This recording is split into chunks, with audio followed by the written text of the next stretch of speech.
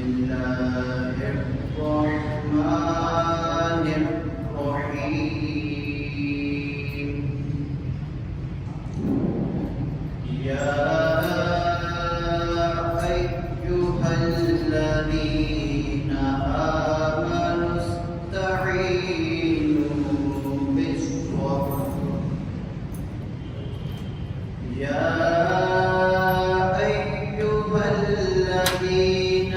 آمنوا استعينوا بالصبر والصلاة إن الله مع الصابرين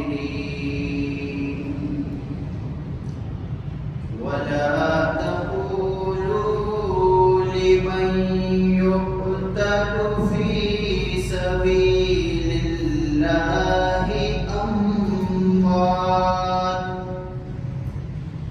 بل أحياء ولكن لا تشعرون صدق الله العظيم مولاي صل وسلم دائما أبدا على حبيبك خير الخلق كلهم هو الحبيب الذي ترجى شفاعته هو الحبيب الذي ترجى شفاعته لكل هول من الأحوال مقتحم مولاي صل وسلم دائما أبدا على حبيبك خير الخلق كلهم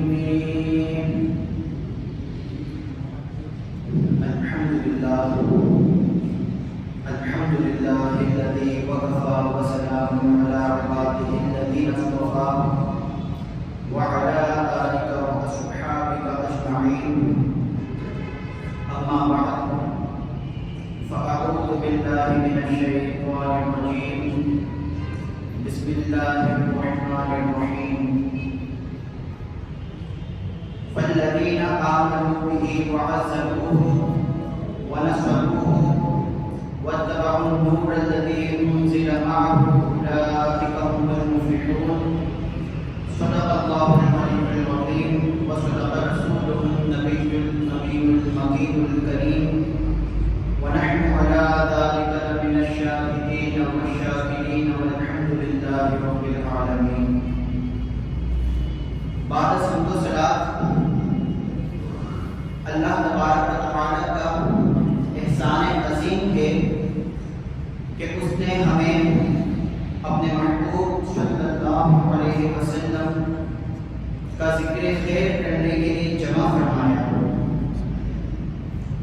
اللہ تبارک و تعالی قرآن مجید فرقان حمید میں ارشاد فرماتا ہے فالذین آمنوا به وعزروه ونصروه واتبعوا النور الذي انزل معه اولئک هم المفلحون. وہ لوگ جو اس رسول پر ایمان لائے اور اس کی عزت و توقیر کی اور اس کی مدد کی اور اس نور کی پیروی کی جو اس کے ساتھ نازل ہوا، یہی وہ لوگ ہیں جو فلاح پانے والے ہیں. تو غور کیجیے اللہ تبارک و تعالی قرآن مجید فرقان حمید میں اس آیت میں حضور علیہ السلام کی طرف اشارہ فرما رہا ہے، کیونکہ اس آیت کریمہ کے اندر جو زمین آ رہی ہے وہ حضور علیہ السلام کی طرف اشارہ کر رہی ہے. اور یہاں پر چار چیزیں بتائیں کہ فالذین آمنوا بہ وعزروه ونصروه واتبعوا النور الذی انزل معه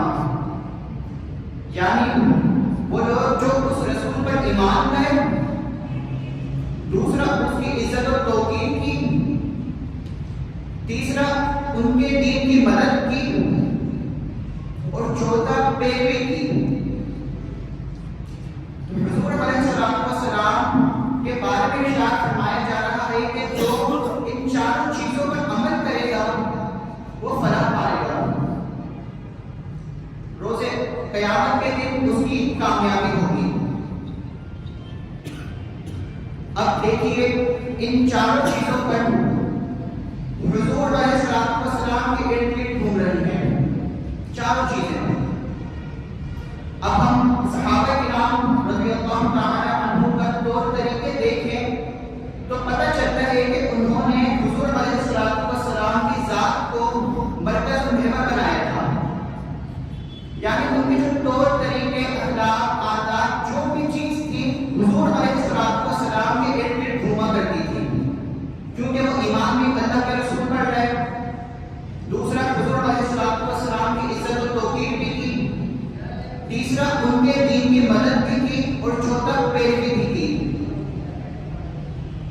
جب تمام صحابہ کا ہم یہ عمل دیکھتے ہیں کہ ابو بکر کو دیکھیں تو حضور کے ارد گرد گھوم رہے ہیں، کہ فاروق اعظم کو دیکھیں تو حضور کو تک رہے ہیں، عثمان غنی کو دیکھیں، اسی طرح شیر خدا کو، مولا کائنات کو دیکھیں، تو تمام صحابہ کرام حضور علیہ السلام کے ارد گرد گھوما کرتے تھے اور سونے کا چہرہ دیکھا کرتے تھے کہ حضور ہر وقت آپ کے درمیان موجود ہوا کرتے تھے۔ مگر ہم اپنے آپ کو دیکھیں اور ہم دیکھیں کہ غلطی کدھر ہو رہی ہے تو پتہ چلتا ہے کہ ہم دو چیزوں کو کبھی تھام لیتے ہیں، پکڑ لیتے ہیں، اور دو کو چھوڑ دیتے ہیں۔ یعنی جب ادب اور محبت مصطفیٰ صلی اللہ علیہ وسلم کی بات کرتے ہیں تو دین کی اتباع اور پیروی کو چھوڑ دیتے ہیں، اور اگر دین کی اتباع اور پیروی کی بات کرتے ہیں تو ادب اور محبت مصطفیٰ کو کم بیان کرتے ہیں۔ تو ہماری غلطی ادھر ہو رہی ہے۔ چنانچہ ہمیں چاہیے کہ ہم چاروں پہلوؤں کو، قرآن مجید کی جو آیت آئی ہے ان کے چاروں اسپیکٹس، جو چاروں پہلو ہیں اس پر فوکس کریں اور چاروں چیزوں کو تھامیں۔ اگر ہمیں کامل مسلمان ہونا ہے تو ان چاروں چیزوں کو عمل کر دیکھنا پڑے گا، عمل ان پر کرنا پڑے گا۔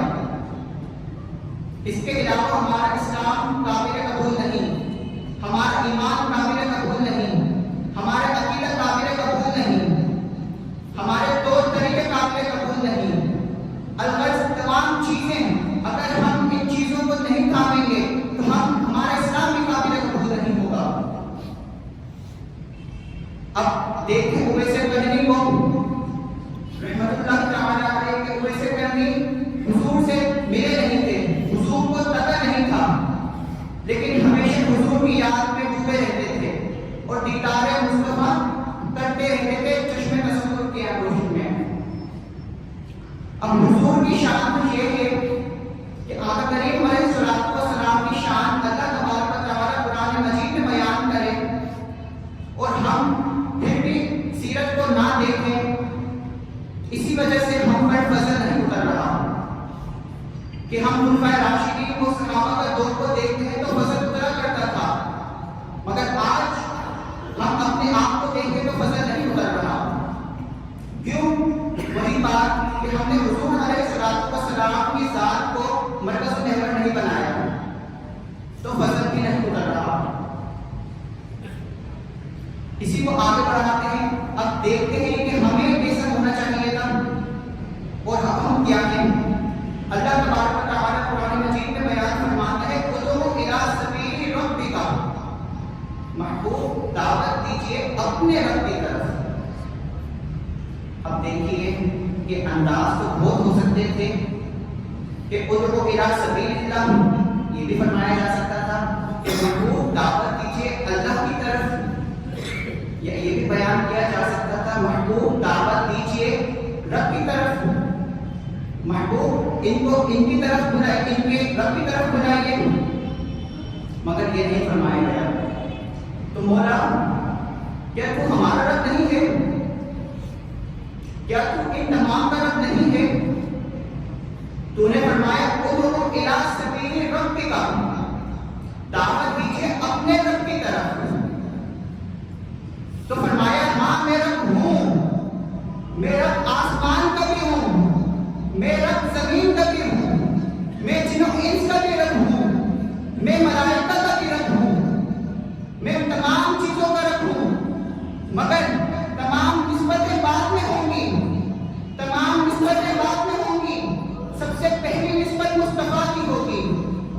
اگر مصطفیٰ کی طرف نسبت ہے تو تمہارا ایمان بھی قابل قبول ہے، اگر تمہاری نسبت مصطفیٰ کی طرف نہیں تو تمہارا ایمان بھی قابل قبول نہیں۔ اگر معرفت الہی حاصل کرنی ہے تو واسطے مصطفیٰ کے ذریعے کرنی ہوگی، کیونکہ نبی کریم صلی اللہ علیہ وسلم وجہ تخلیق کائنات ہیں۔ حضور نہ ہوتے تو یہ کائنات نہ ہوتی، آدم کو پیدا نہ فرمایا جاتا، زمین و آسمان نہیں بنائے جاتے، جنہوں اس کو نہیں پیدا کیا جاتا، کیونکہ وہ جو نہ تھے تو کچھ نہ تھا، وہ جو نہ ہو تو کچھ نہ ہو، جان ہے وہ جہان کی، ارے جان ہے تو جہاں ہے۔ ایک جگہ فرمایا اعلیٰ حضرت نے، یہ سبا سنک کو کلی چٹک، یہ زبا چہک لبے جوئی جھلک، یہ مہک جھلک، یہ چمک دمک سب اسی کے دم کی بہار ہے، یہ سمن یہ سوزن و یا سمن، یہ بنفشہ سنگر و نسترن، گلے سٹ و لالا بھرا چمن وہی ایک جلوہ ہزار ہے۔ وہ نہ تھا تو باغ میں کچھ نہ تھا، وہ نہ ہو تو باغ ہو سب فنا، وہ ہے جان جان سے ہے بقا، وہ ہے خود ہے خود سے ہی پار ہے۔ وہ ادب جھکا لو سرے ملا کہ میں نام لوں گلے باغ کا، گلے تر محمد مصطفیٰ، چمن ان کا پاک دیار ہے، چمن ان کا پاک دیار ہے۔ یہ نبی کریم صلی اللہ علیہ وسلم کی شان ہے کہ آقا کریم علیہ السلام کے بارے میں رب تعالیٰ قرآن مجید فرقان حمید میں بار بار ارشاد فرما رہا ہے، اور کتنے پیارے القابات سے فرماتا ہے، کبھی محمد رسول اللہ، کبھی فرماتا ہے وما محمد الا رسول، کبھی فرماتا ہے یا ایھا النبی، کبھی فرماتا ہے یا ایھا الرسول۔ تو اللہ تبارک و تعالیٰ نے اپنے حبیب کو کتنے خوبصورت انداز سے پکارا ہے۔ اسی طریقے سے آگے دیکھتے ہیں کہ قرآن مجید فرقان حمید میں سورہ توحید یعنی سورہ اخلاص میں اللہ تبارک و تعالیٰ ارشاد فرماتا ہے، قل هو اللہ احد۔ قل کا معنی ہوتا ہے فرما دو، کہہ دو، تو محبوب آپ فرما دیجئے هو اللہ احد، وہ اللہ ایک ہے۔ تو مولا یہ بات تو هو اللہ احد سے بھی شروع کی جا سکتی تھی، تو خالق کائنات ہے، اس کو هو اللہ احد فرماتا بات مکمل ہو جاتی، قل کی کیا ضرورت تھی؟ اسی طریقے سے کہ مولا تیری قدرت و قادر مطلق ہے، تو جو چاہے کر سکتا ہے، تو چاہتا کہ انسان سو کر اٹھے تو ان کے عقل و شعور میں بات آ جاتی کہ هو اللہ احد، اللہ ایک ہے، کہ اللہ کی قدرت میں نہیں ہے ہماری بات ہے، لیکن اللہ نے وسیلہ بنایا مصطفیٰ کریم صلی اللہ علیہ وسلم کو کہ قل محبوب آپ فرما دیجئے هو اللہ احد، اللہ ایک ہے، اللہ الصمد، اللہ بے نیاز ہے، لم یلد ولم یولد، نہ اس کی کوئی اولاد نہ وہ کسی کی اولاد، ولم یکن لہ کفوا احد، اور نہ اس کے جوڑ کا کوئی۔ تو یہ وسیلہ پیش کیا گیا کہ قل هو اللہ احد، محبوب آپ فرما دیجئے، یعنی وسیلہ کس کو بنایا گیا؟ آقا کریم علیہ السلام کو، یعنی محبوب ہم تو آپ کو اپنی خبر دیں گے اور آپ ان بے خبروں کو اپنی یہ والی خبر دیجئے، یعنی خبر اللہ پاک حضور علیہ السلام کو دیتا ہے اور حضور علیہ السلام ہم بے خبروں کو غیب کی خبریں دیتے ہیں۔ یہ شان آقا کریم علیہ السلام کی۔ تو گویا پتہ چلا، ارے میرے بندوں، جب میں اپنی بات تمہیں مصطفیٰ کے ذریعے پہنچاتا ہوں، تم سے کلام مصطفیٰ کے ذریعے کرتا ہوں، تمہیں سمجھاتا ہوں تو مصطفیٰ کے ذریعے سمجھاتا ہوں، تو تم کیسے بغیر وسیلہ مصطفیٰ کے مجھ تک پہنچ سکتے ہو؟ اگر نبی کریم صلی اللہ علیہ وسلم کا وسیلہ پیش نہ کیا جائے تو کیسے ہم اللہ کی معرفت حاصل کر سکتے ہیں؟ حضور کے بغیر کچھ نہیں، حضور کے وسیلے کے بغیر کچھ نہیں۔ اللہ تک رسائی چاہیے تو حضور کے در پر آنا پڑے گا۔ اسی طریقے سے ایک اور جگہ ارشاد فرمایا، وَلَوْ أَنَّهُمْ إِذْ ظَلَمُوا أَنفُسَهُمْ، اور اگر اپنی جانوں پر ظلم کر بیٹھو، जाऊगा, महबूब के दर पर आ जाओ। फस्तगफिरुल्लाह, और अल्लाह की बारगाह में तौबा इस्तिगफार करो, अपने गुनाह की मुआफी मांगो। लहुमुर रसूल लवजदुल्लाह तव्वाबर रहीमा, जरूर और हुजूर अलैहिस्सलातु वस्सलाम सिफारिश फरमाते, शिफाअत फरमाते तो जरूर अल्लाह को बहुत तौबा कबूल करने वाला और बहुत मेहरबान पाओगे। तो जब गुनाह किया जा रहा है और नाफरमानी की जा रही है तो किसकी की जा रही है? रब तआला की जा रही है ना। जब गुनाह अल्लाह पाक और नाफरमानी अल्लाह पाक की जा रही है तो मौला ऐसा भी तो हो सकता था कि हम तुझसे डायरेक्ट आपका करते, तेरे सजदे में गिर जाते कि मौला बारी ताला गलती हो गई, हमें माफ फरमा दे। मगर हुजूर अलैहिस्सलातु वस्सलाम को वसीला बनाया गया कि अगर गुनाह कर बैठो, अपनी जानों पर जुल्म कर बैठो तो हुजूर के दर पर आ जाओ सल्लल्लाहु अलैहि वसल्लम, और फिर अपने गुनाहों की माफी मांगो। और हुजूर अलैहिस्सलातु वस्सलाम शिफाअत फरमाते हैं तो जरूर अल्लाह को बहुत तौबा कबूल फरमाने वाला पाओगे।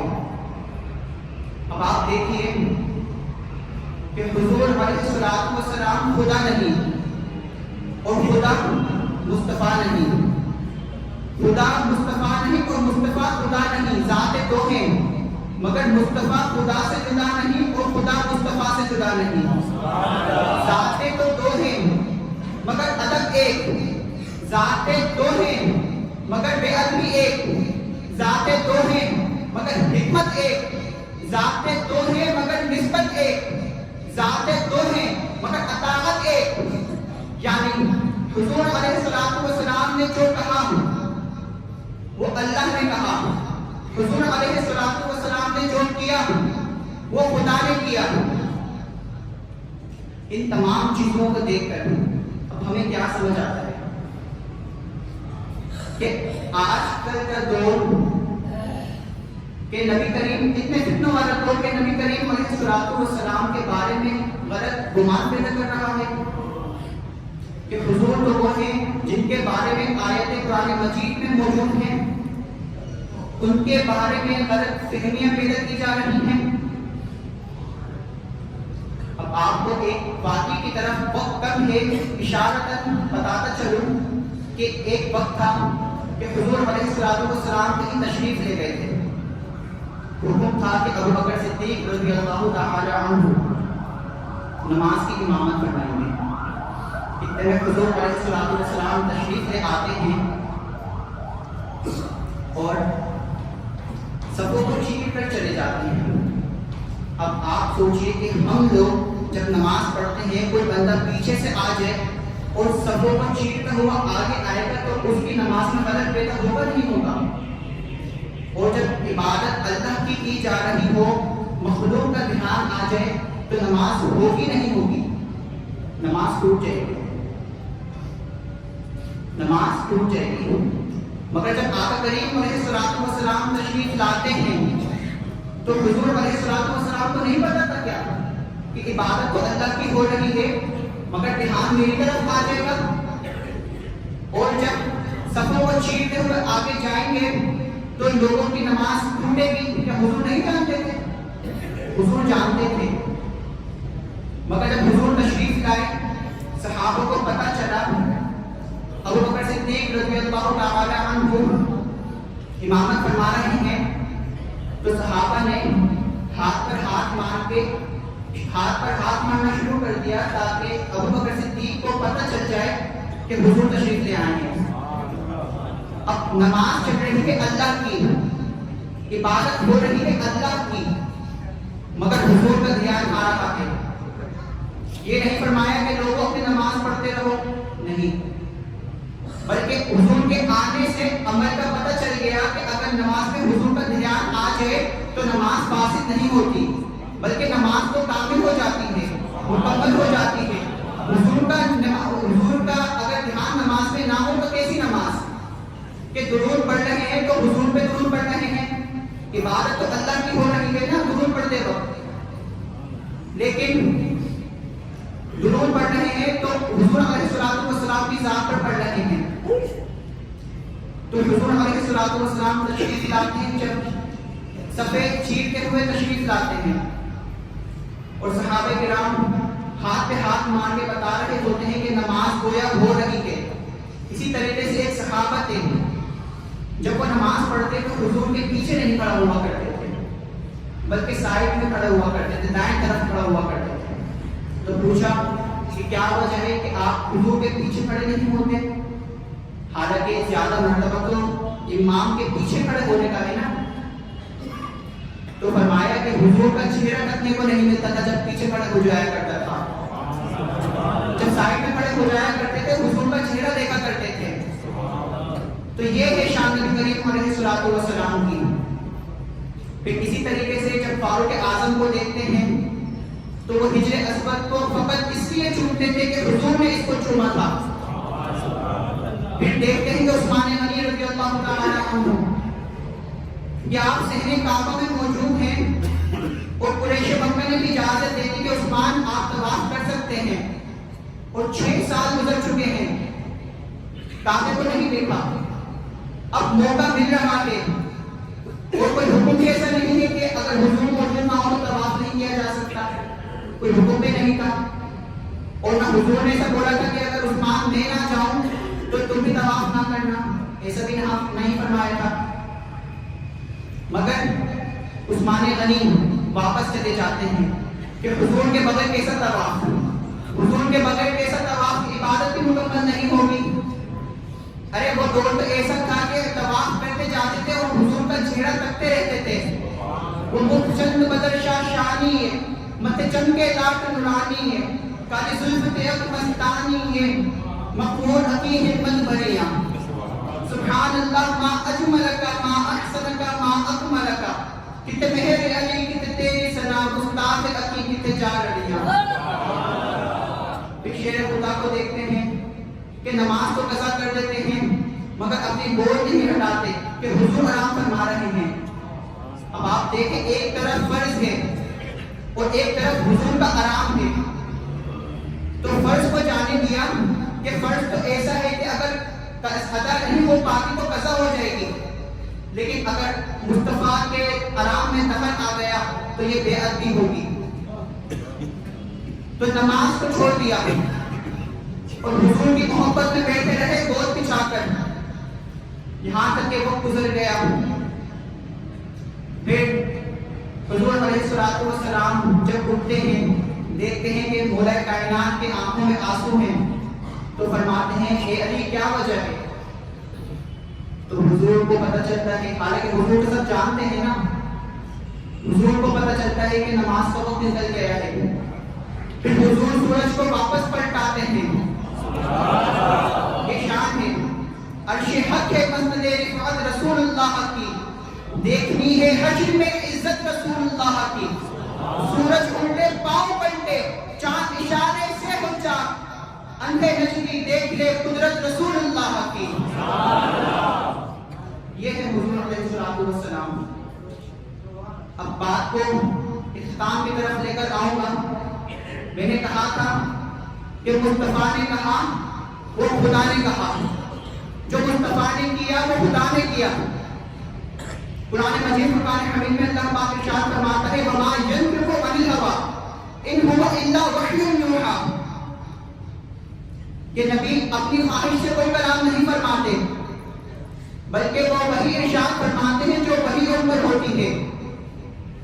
پھر ایک اور جگہ فرمایا وما رمیت اذ رمیت ولکن اللہ رمی، محبوب جو کنکریاں آپ نے ماری تھی وہ آپ نے نہیں ماری تھی بلکہ اللہ نے ماری تھی. پھر ایک اور جگہ ارشاد فرمایا ان الذین یبایعونک انما یبایعون اللہ، بے شک وہ لوگ جو آپ کے ہاتھ پر بیعت کرتے ہیں وہ آپ کے ہاتھ پر نہیں بلکہ اللہ کے ہاتھ پر بیعت کرتے ہیں. ان کے ہاتھوں پر اللہ کا ہاتھ ہے. تو ان سے پتہ چلا کہ اگر خدا کو مصطفیٰ سے جدا کر دیا تو انسان کافر ہو جائے گا، کفر میں مبتلا ہو جائے گا، کیونکہ خدا کو مصطفیٰ سے جدا کر دیا، اور اگر خدا کو مصطفیٰ سے ملا دیا تو یہ شرک ہو جائے گا۔ تو ہر چیز کا انسان کو خیال رکھنا ہے کہ خدا کو مصطفیٰ سے ملانا بھی نہیں ہے اور حضور کی حد سے بڑھ کر تعظیم کرنی ہے، کیونکہ ہم تو وہی کہتے ہیں جو ہمارے بزرگوں کا عقیدہ تھا کہ بعد از خدا بزرگ تو ایک قصہ مختصر، کہ اللہ کے بعد جو مرتبہ ہے وہ حضور علیہ الصلوۃ والسلام کا ہے۔ ہم نے جو بڑا دیکھا اللہ کے بعد وہ حضور علیہ الصلوۃ والسلام ہی ہے، اللہ کے بعد حضور علیہ الصلوۃ والسلام کا سب سے بڑا مرتبہ ہے۔